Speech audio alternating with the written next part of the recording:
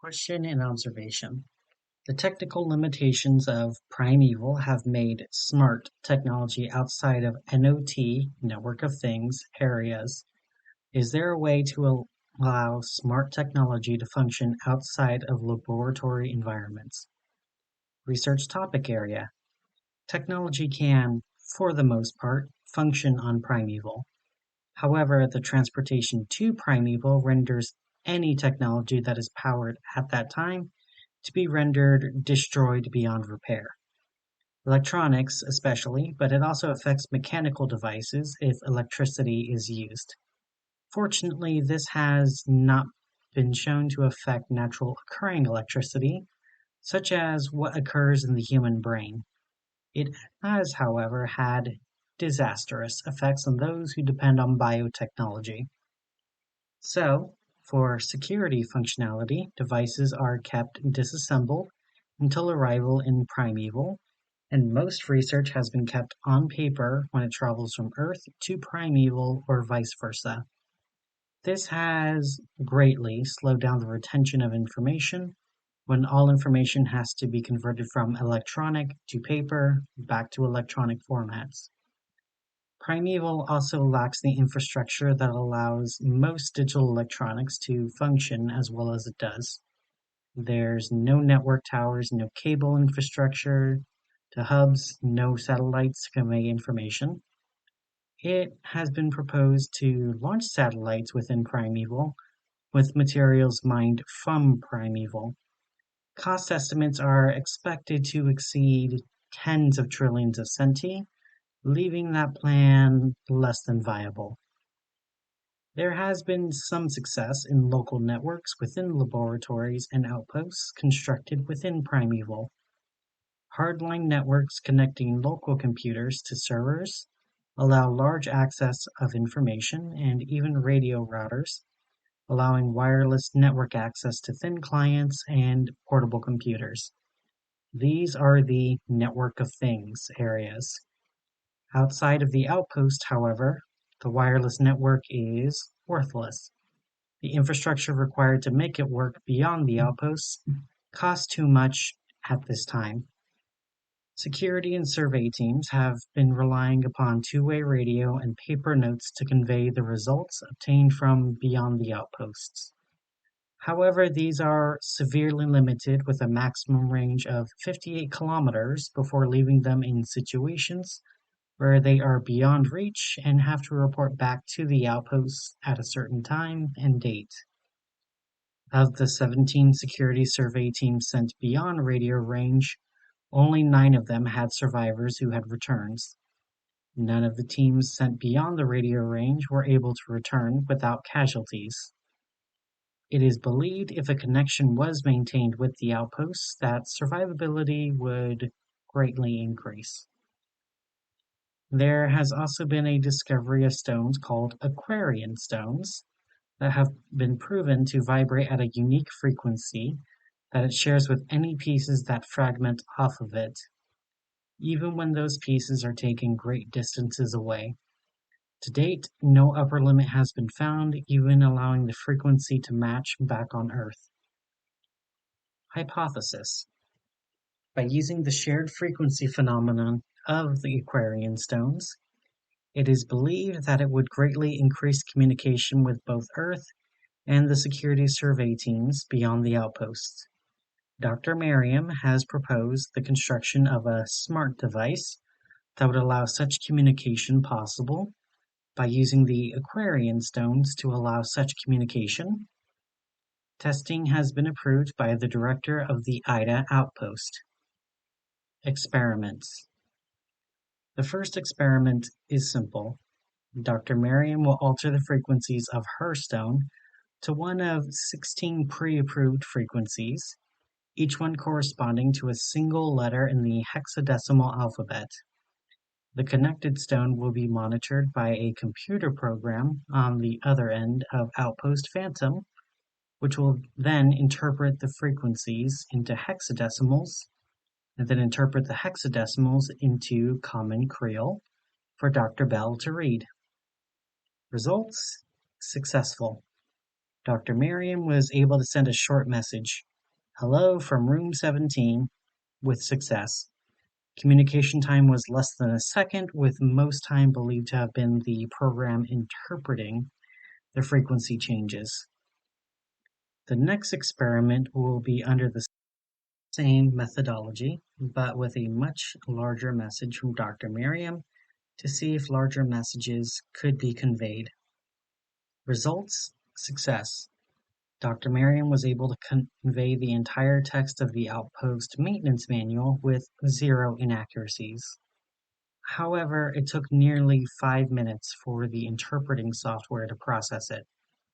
It has been proven because the interpreting stone needs time to change frequencies. This slows connection, but can still, nonetheless, be useful. The next experiment was to test two-way communication. Both Dr. Miriam and Dr. Bell are expected to have a full conversation via a chat program with the Aquarian stones used to connect with each other. Results: mixed. A hard limitation of this technology has been discovered. When both people are attempting to communicate at the same time, it causes contradictory frequencies to be played at the same time, causing the Aquarian stones to convey both frequencies at the same time. This has proven to prevent communication when it occurs, similar to radio signal jamming. Dr. Miriam and Dr. Bell adapted by simply pausing and allowing the other person to finish with an "over." This, while is a hard limit, if other tests indicate success of range, may allow it to be workable. The next test is by having Dr. Bell attempt to communicate from Outpost Ursa, the most distant outpost from Outpost Phantom. Radio communication from these outposts is impossible due to Outpost Ursa being constructed 500 meters underground within the Plum Bum Mountains. If communication is possible between Outposts Ursa and Phantom, then it is possible anywhere within Primeval. Results: successful. Simple messages, longer messages, and even two-way communication have all successfully tested with no errors and no increase in processing time. Final test with communication with Earth has been approved by the director of IDA. The final test was testing if Dr. Bell would be able to communicate with Outpost Phantom from Isle City on Earth. A simple message, a long message, and two-way communication will be attempted. Success. Due to the success of the Aquarian stones, it has been approved for use in both Project Phoenix and the Legacy Protocol. Construction of new smart devices have been approved. Production. My request for the construction of a new smart device has been approved. Before I was recruited by the MSU, I was building my own personal smartphones in high school and selling them to fellow classmates. Pissed off the school because I was selling something on school grounds. Pissed off the phone companies because I was building something better for much cheaper. And pissed off my parents because I didn't do it sooner. I've only become a better electronic engineer since then, and my resources are so much better here. No more knockoff transistors and generic touchscreens. I am using technology that isn't available to the military for 10 years and not available to the public for 20 years. Molecule-sized computers with more RAM than a supercomputer? Sure. Solar panels able to charge the device within minutes. Why not? Screens that can resist a hand grenade being dropped on them. Of course. The most advanced data storage that can store more in your hand than can be stored in a rack of servers. Easy. Replaceable parts. Full fight. Every bit of the way. The design engineer Earthside used to be an executive for a tech company that was more fashion industry than cutting edge. He was convinced that Every part had to be unique and would never need to be replaced and had to go through the portal hole.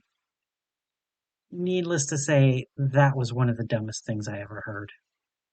Batteries had to be removed just for the phones to survive, and of course upgrades would be possible in the future. We don't have the resources in Primeval to completely replace our phones every time there's an OS update. Our tech needed to be the three R's: reliable, refinable, replicable. Out in the civilian world, Earthside, flashy and glitchy is completely fine. But out here on Primeval, our tech needs to last years. If a part needs to be replaced or upgraded, it should be as easy as removing a panel and a part before replacing it. Oftentimes that meant sacrificing the cutting edge for something that will resist cuts. Something our interns learn every time they come to Primeval for the first time. They hear about all the newest tech in the newsletters and expect to see some techno-utopia in Primeval, only to be saddened by the clunky tech that their universities have been using for decades. But nonetheless, I fought through and got the phones through, just the way I designed them. The retired tech gnome thought that he was getting petty revenge by only sending it in the form of parts to Outpost Phantom. Joke's on him, it took less than a minute for a phone to be assembled, and a perfect chance for everyone to learn how to put their phones together.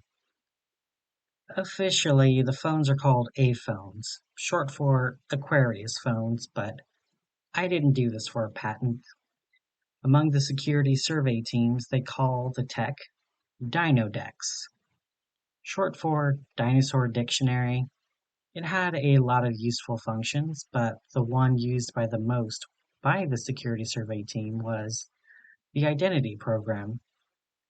An advanced artificial intelligence would access the speakers and cameras of the device, and the identity program would tell the security survey teams what they were dealing with.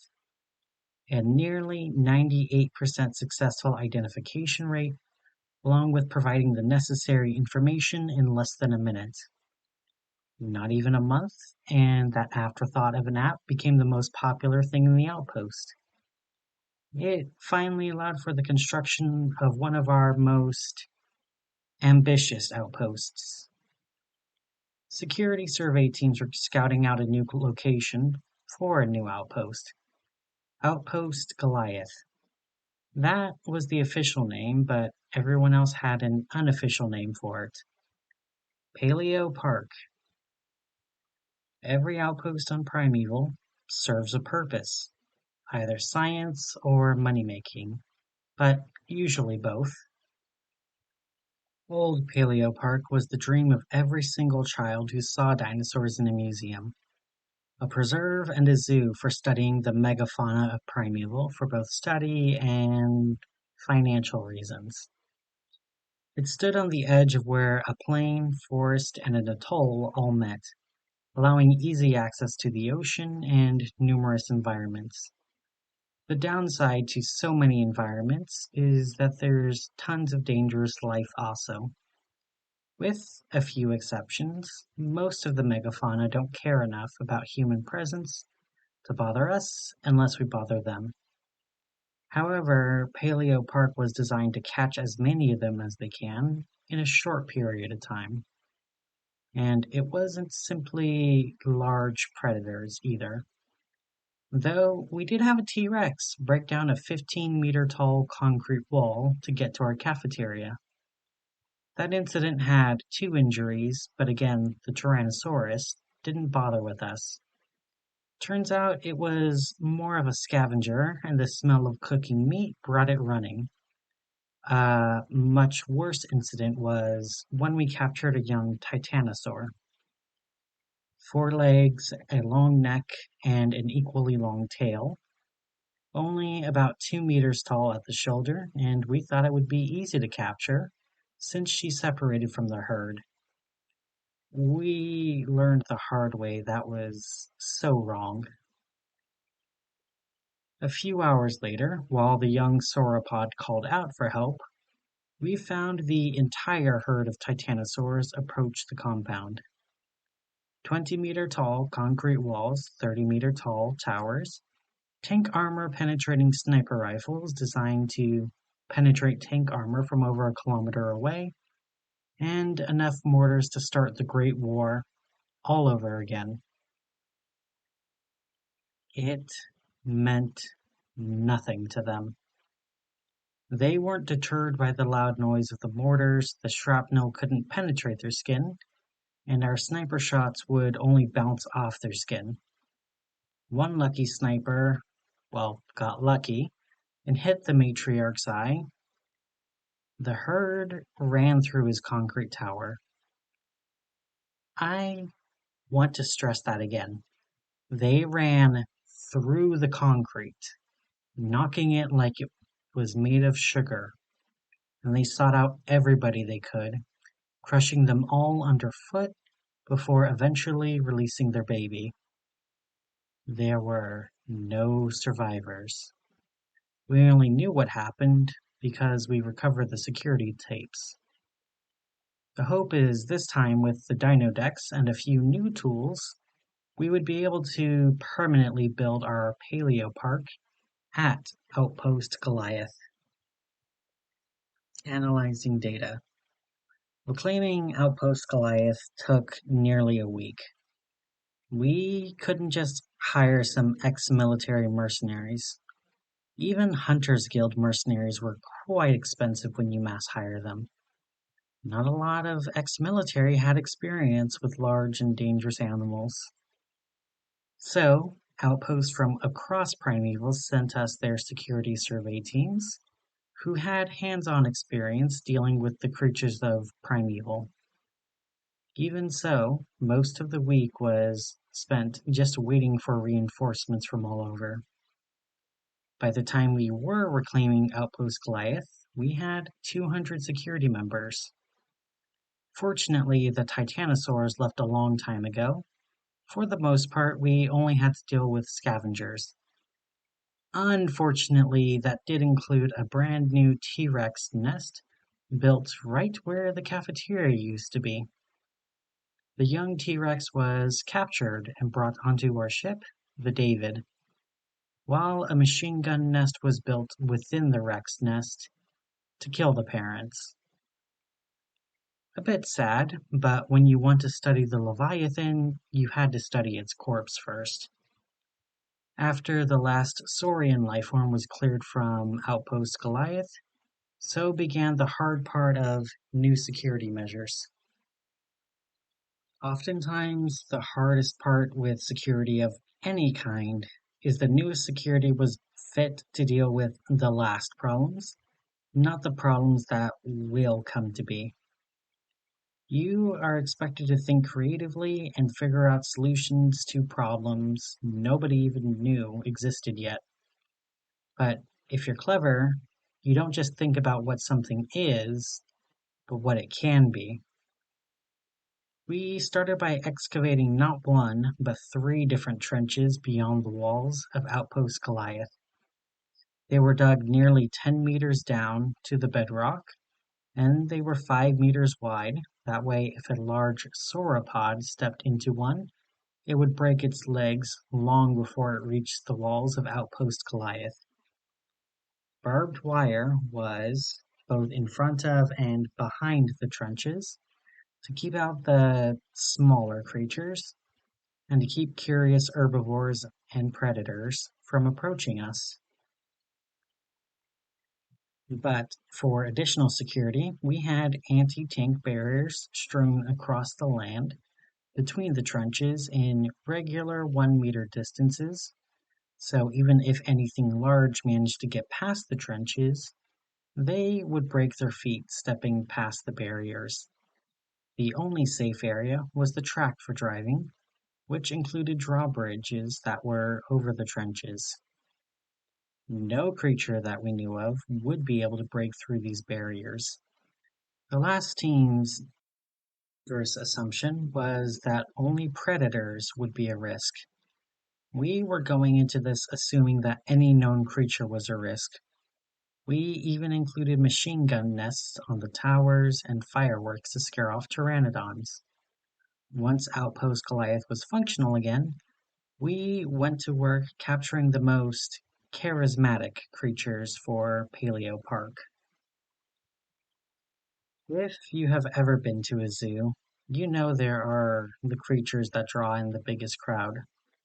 Those animals get the best views and usually the biggest exhibit. After all, money talks and even science has to listen. It costs a lot in money, time, and resources to reopen Outpost Goliath, so investors had to see the results of their investments sooner rather than later. Since we aren't mining, drilling, nor harvesting lumber, our way of bringing in investors was the creatures themselves. If we could get a Spinosaurus or a Tyrannosaurus to show for the investors, who wanted to see the biggest predators captured like capybaras in a zoo, then so be it. I don't know where most of them went. I know one went to a haunted house in Autumn County, though I had no idea how they're able to afford the 3 billion centi for the creature, nor do I know how they plan to contain it. But if we had to capture big creatures to learn about the little ones, that was the price we were willing to pay.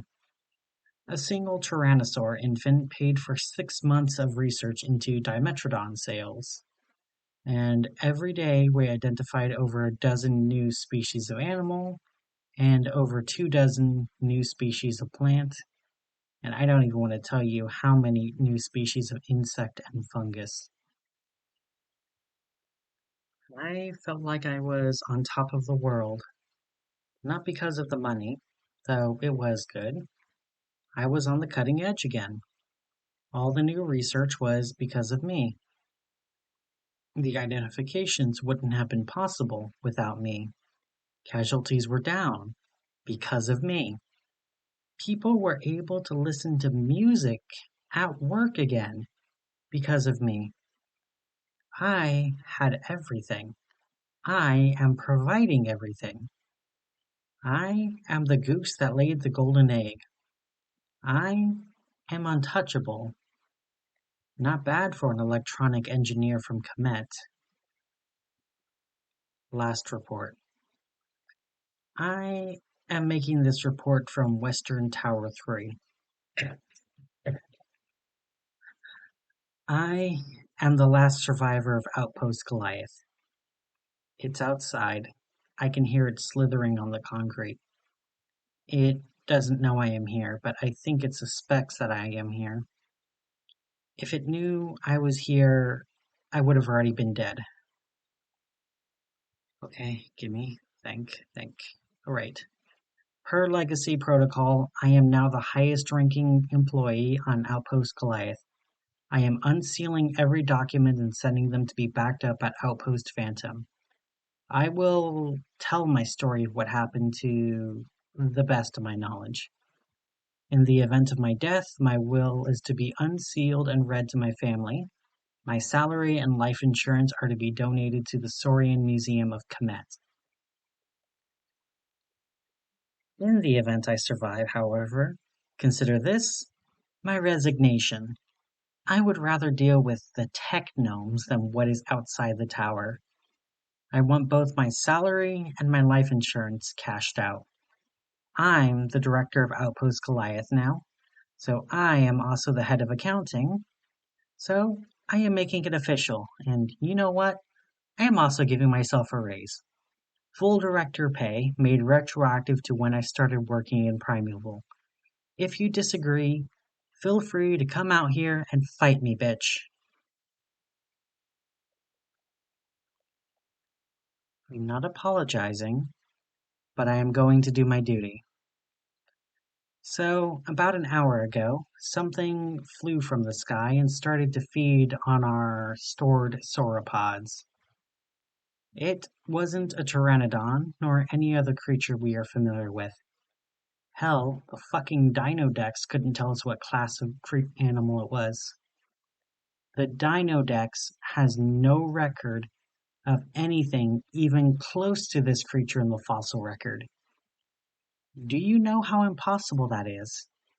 That's like saying it's a fetish the internet never heard of.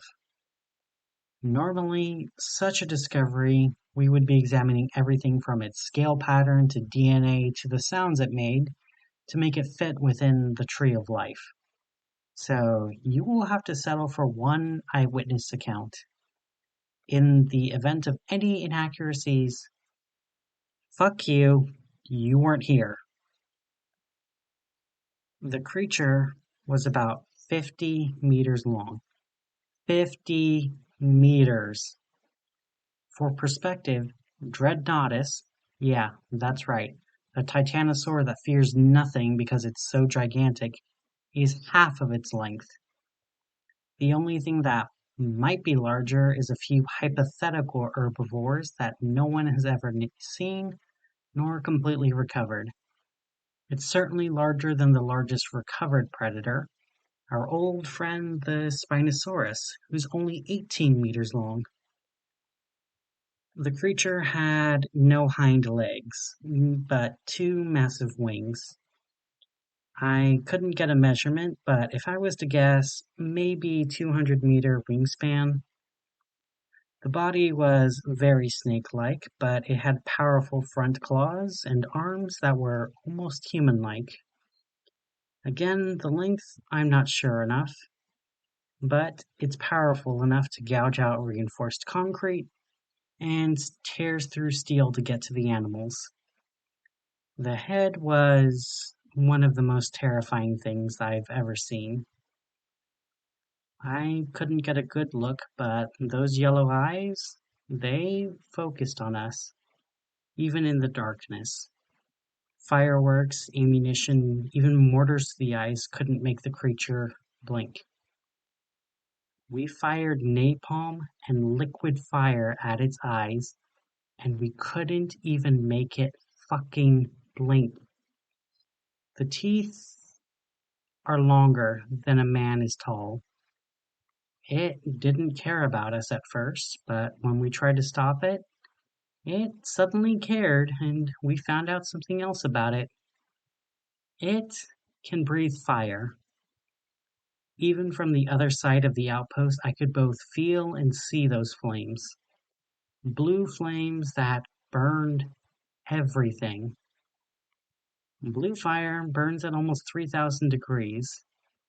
Do you know at what point steel and concrete burns? 1,500 degrees. Flesh burns at significantly lower temperatures. At that point, I decided to retreat to the tower. I could hear the death and the flames outside. The screams were haunting, but you know what is even more haunting afterwards? When those screams stop. My Dinodex confirmed no one else was alive in all of Outpost Goliath.